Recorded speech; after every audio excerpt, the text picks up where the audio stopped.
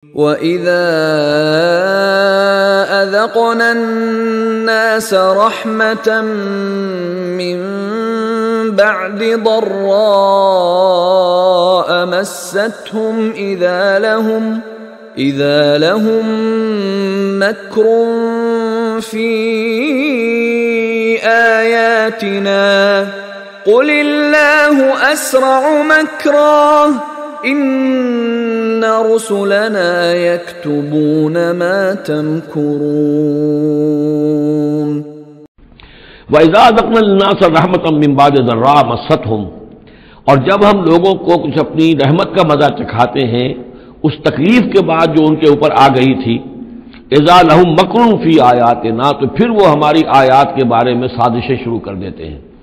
یہ معلوم ہوتا ہے کہ مکے میں بھی مختلف روایات سے ہے کہ چھوٹی چھوٹی تکلیفیں جو ہیں حضور کی بعثت کے بعد، کہیں کوئی قحط بھی ایک بڑا شدید پڑا اور مختلف قسم کی تکالیف آتی تھی، تو اس میں ان کے دل کچھ پسیج جاتے تھے۔ معلوم ہوتا تھا کہ کچھ حضور کے پاس آ کر بیٹھنے لگے، کچھ سننے لگے، کچھ توقع ہوئی کہ شاید یہ کچھ اب مائل ہو جائیں گے، مان لیں گے۔